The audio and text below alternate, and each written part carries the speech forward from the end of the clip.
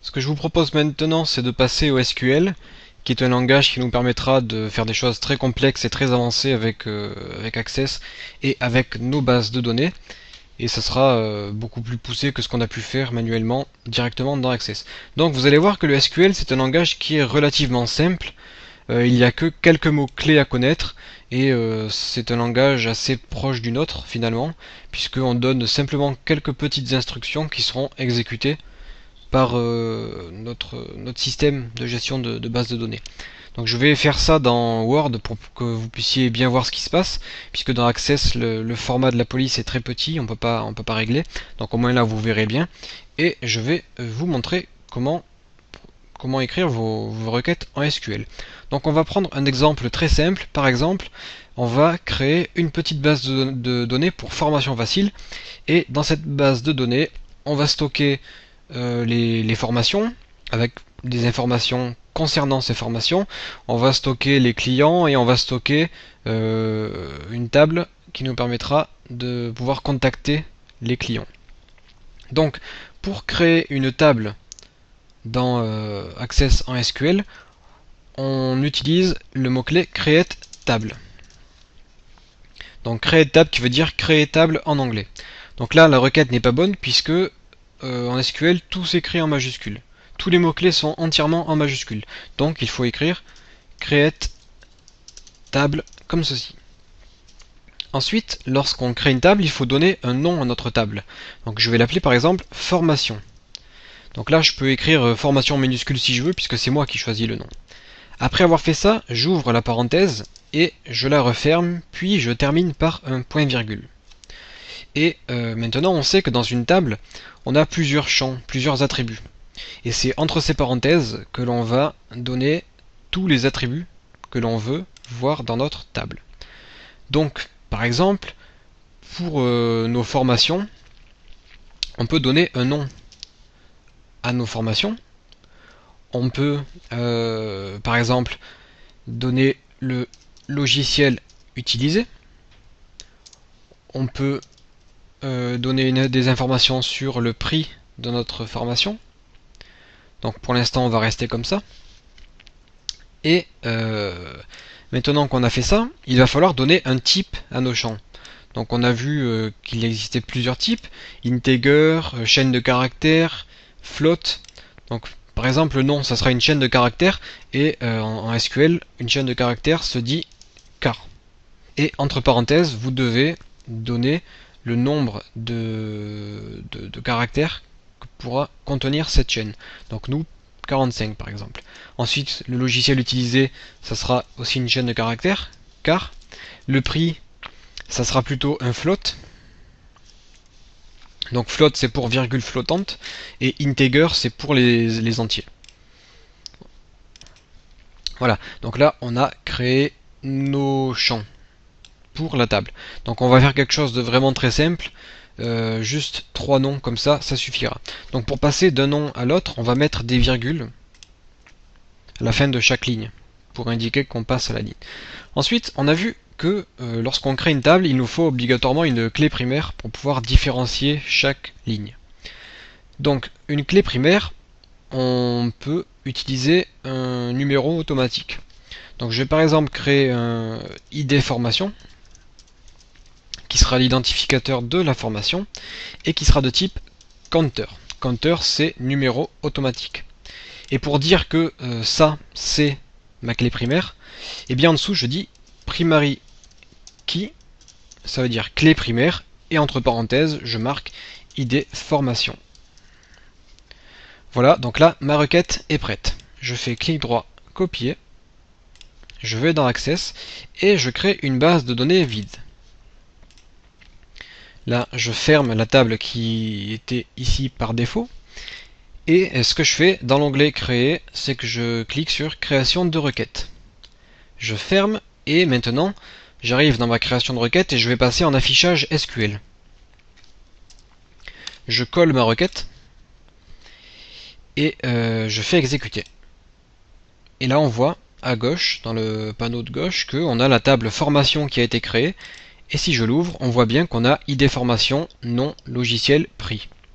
Si je passe en mode affichage, je vois que j'ai bien ID formation qui est la clé primaire de type numéro auto, que le nom c'est du type texte avec taille du champ 45, pareil pour logiciel, et prix de type numérique avec réel, double. Donc là bien sûr si vous voulez vous pouvez apporter quelques petites modifications comme par exemple dire nul interdit, mais on va laisser ça comme ça pour le moment, et vous voyez que notre table a été créée. Donc ce que je peux faire avec cette requête, c'est que je fais clic droit enregistrer, et je marque RQ pour dire requête, table, formation. OK. Donc là je ferme tout, et malencontreusement je vais supprimer ma table ici formation, donc là je l'ai perdu. J'ai simplement à double-cliquer sur ma requête, pour que ma table formation réapparaisse. Donc vous voyez, on peut, au lieu de créer les requêtes, les tables avec l'assistant création de table, on peut passer par des requêtes. C'est beaucoup plus sympa puisque on peut créer des tables un peu plus complexes et puis on peut enregistrer notre requête afin de pouvoir recréer immédiatement notre table. Donc rapidement, ce que je vais faire, c'est remplir les champs. Par exemple, formation Unity 3D. Logiciel Unity, prix on va mettre 29, et on voit que le numéro automatique s'est mis ici. Ensuite formation Photoshop, logiciel Photoshop, prix 15, ok. Formation programmation en Visual Basic. Le logiciel utilisé c'est Visual Studio. Prix 25. Ensuite on a la formation sécurité. Le logiciel c'est divers, puisqu'on a plusieurs logiciels. Prix c'est 0, c'est gratuit. Ensuite on a une formation iPhone. Le logiciel utilisé c'est Unity. Prix on va dire 25. Après on a la formation site web. Le logiciel utilisé c'est Komodo Edit. Le prix c'est 0. Donc là je remplis ma table pour avoir pas mal de choses. On a une formation base sur Unity. Avec le logiciel c'est Unity. La formation est gratuite. Qu'est-ce qu'on a d'autre? On a une formation 3D avec Cinema 4D. Le prix c'est gratuit. On a 3D avancé avec Cinema 4D et prix 25. Donc là c'est Cinema 4D.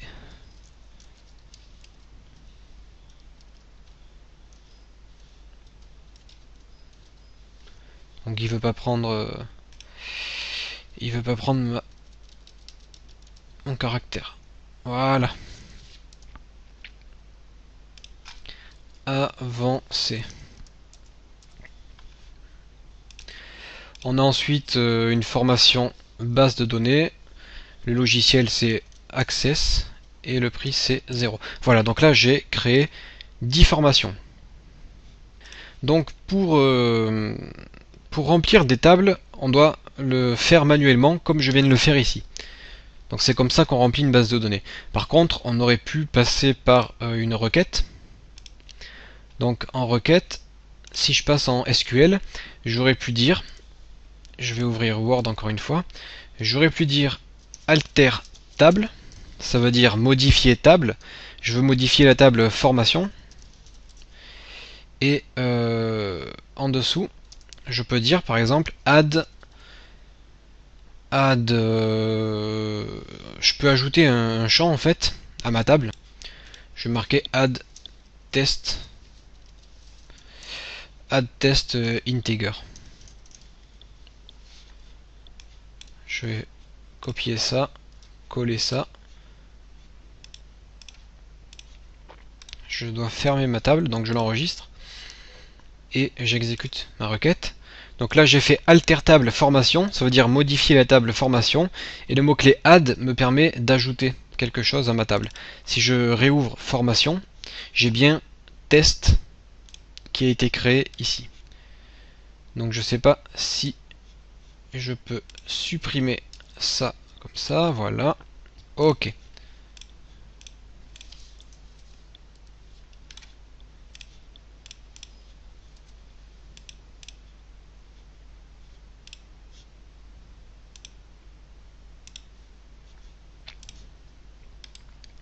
Je vais faire clic droit, supprimer la ligne. Clic droit, enregistrer, et voilà. J'ai supprimé mon champ test. Donc ce que je fais, c'est que ce que vous pouvez faire vous, en fait, c'est enregistrer la table en passant par fichier enregistrer la base de données sous. Ne faites pas enregistrer sous ni enregistrer puisque ça va enregistrer la table. Ce que vous voulez vous, c'est enregistrer la base de données. Donc vous pouvez tout enregistrer. Et ce que je vous propose maintenant, c'est de créer... Qu'est-ce qu'on peut créer pour formation facile? On a dit qu'on allait créer la table formation. Donc là, c'est ce qu'on vient de faire. On va créer la table client. Les clients, ils ont un nom. Un nom, un identificateur déjà. Un nom. Une ville. Un âge. Sexe. Donc tout ça, ce sera pour faire des statistiques. On pourra savoir si le client est masculin, féminin, c'est l'âge qu'il a, l'endroit où il se trouve, son nom et son ID client pour pouvoir l'identifier de façon claire. Donc en fait, ce que je fais là, c'est je vais écrire la table comme ceci, et vous allez voir que c'est écrit de façon très très précise, puisque lorsqu'on écrit une table comme ça, eh bien on met le nom de la table au début, et entre parenthèses, on va mettre tous les attributs de la table, ID client, nom, ville, âge, sexe, tout séparé par des virgules. Et on souligne toujours la clé primaire. Ça veut dire que ID client, ça sera la clé primaire. Donc notre table ici, qu'est-ce qu'on a? Ok, donc ça sera un petit exercice pour la prochaine fois. On verra comment faire pour que on puisse savoir si un client a acheté telle ou telle formation.